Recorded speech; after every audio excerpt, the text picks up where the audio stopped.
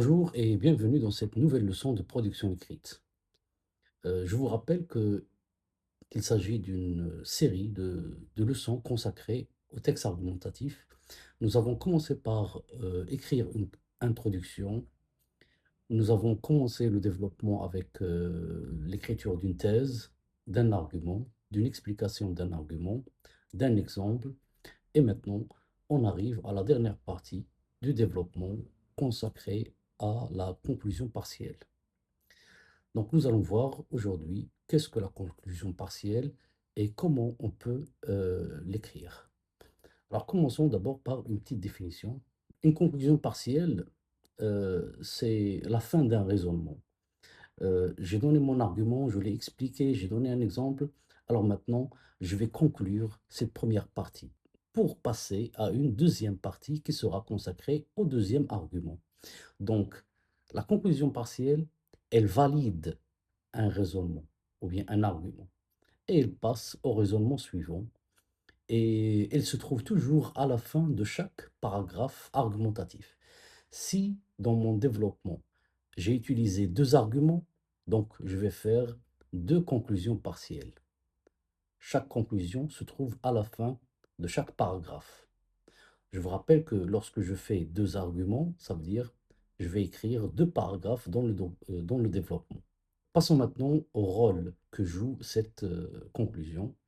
Donc, c'est une conclusion qui va parfois résumer le paragraphe argumentatif et non pas le texte tout entier. Elle résume juste le premier argument.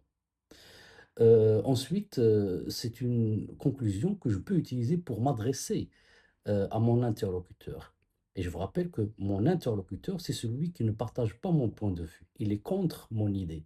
Alors je m'adresse à lui pour lui demander de changer d'avis et de se mettre en question parce que son point de vue n'est pas correct selon moi. Ça sert aussi, cette conclusion, ça sert aussi à faire une transition pour passer, avant de passer à un autre argument, je fais une petite transition.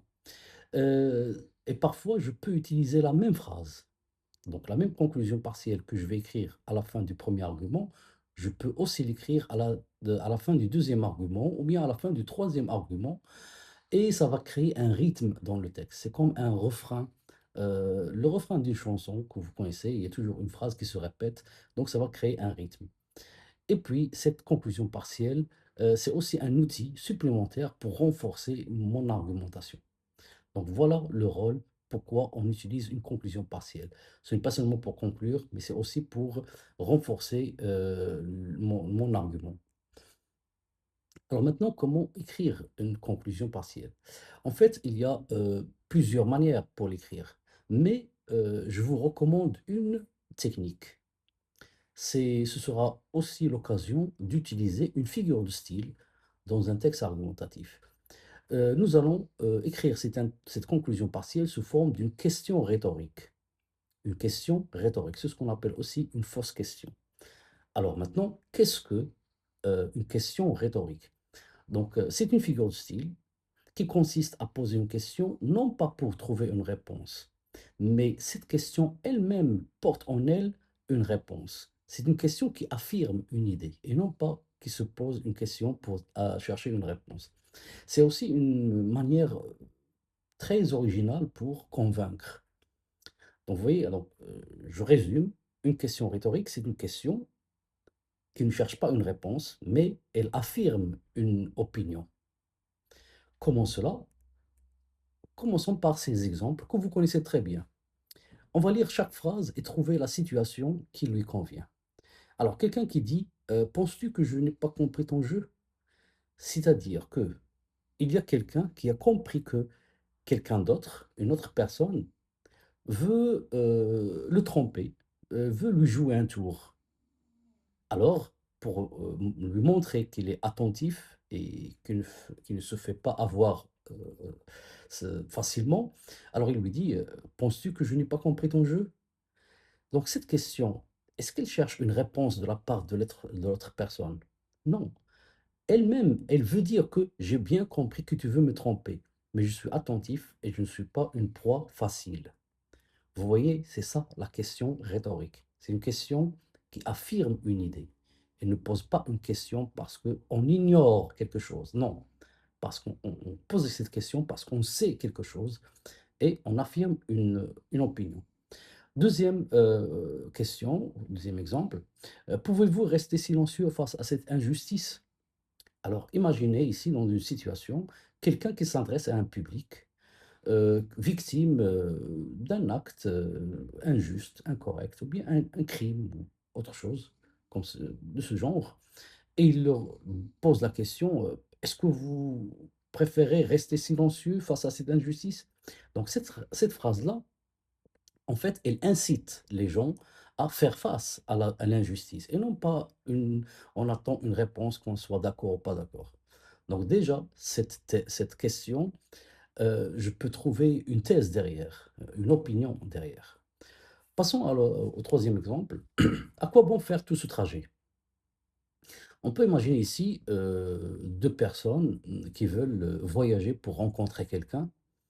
Et puis, sûrement, lorsqu'ils vont partir, cette personne ne sera pas chez elle, donc on- elle ne pourra pas les accueillir. Alors, on pose cette question, à quoi bon faire tout ce trajet? Pourquoi alors voyager alors que il ne va pas nous accueillir? Vous voyez? Troisième et quatrième dernier exemple, tu te moques de moi? On peut imaginer la même situation que la première phrase. Tu as compris que quelqu'un veut se moquer de toi, alors tu lui poses cette question. Tu te moques de moi? Donc ça veut dire que je n'accepte pas ce que tu viens de dire ou bien ce que tu viens de faire. Donc ce sont des exemples de questions rhétoriques. Alors maintenant, comment on va l'écrire dans un texte argumentatif?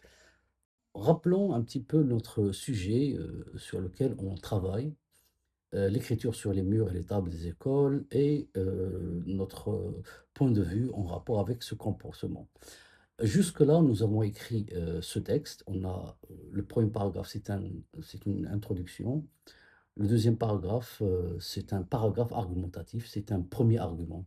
La première phrase, c'est une thèse suivie d'un argument, d'une explication d'un argument et d'un exemple. Maintenant, puisqu'on a terminé notre argumentation, on va poser une question rhétorique et nous allons nous adresser à la personne qui ne partage pas notre point de vue. Voilà, on a deux options. Une conclusion partielle en rapport avec la thèse en général. Et je peux dire, en m'adressant à celui qui ne partage pas mon point de vue, alors pensez-vous encore qu'il faut encourager ce comportement? L'utilité de cette conclusion partielle en rapport avec la thèse, c'est que la même phrase, je peux la répéter à la fin de chaque paragraphe. Ce sera la même phrase, je ne vais pas me casser la tête, je prends la même phrase et je la répète. Voilà, c'est ça l'avantage de cette conclusion partielle qui est en rapport avec toute la thèse.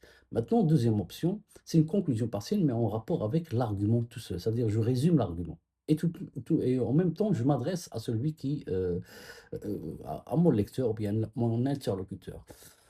Je dirais, alors, pensez-vous encore qu'une phrase écrite sur les murs du classe soit inoffensive? Pourquoi ici? Parce que, j'ai montré dans mon argument que, une phrase écrite, une insulte écrite à l'égard de quelqu'un, peut engendrer des conflits, des bagarres et cetera. Donc, cette phrase, écrite, une petite phrase, peut causer des problèmes.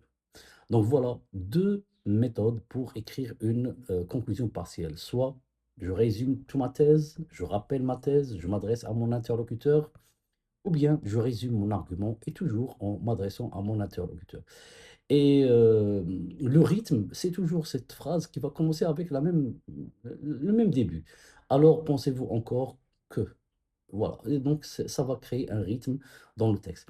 Donc vous voyez cette, question, c'est une question rhétorique parce qu'on ne cherche pas une réponse, mais on renforce notre point de vue, on affirme notre point de vue, on le valide, et on s'adresse au lecteur. Et voilà le texte, en entier, qui inclut maintenant une, conclusion partielle sous forme d'une question rhétorique. Notre texte est maintenant presque terminé. Nous avons une introduction, un premier paragraphe argumenté où il y a un premier argument, je peux utiliser un deuxième paragraphe avec un deuxième argument. Toujours on l'explique, on ajoute un exemple et on termine par une conclusion partielle et puis on arrive à la conclusion générale. Donc la prochaine leçon sera consacrée à la conclusion générale et ainsi on aura terminé cette série que j'espère qu'elle va aider plus d'un élève à réussir son texte argumentatif. Alors, avant de vous quitter, je vous laisse avec les mêmes sujets sur lesquels vous pouvez vous entraîner à écrire des textes. À la prochaine, au revoir.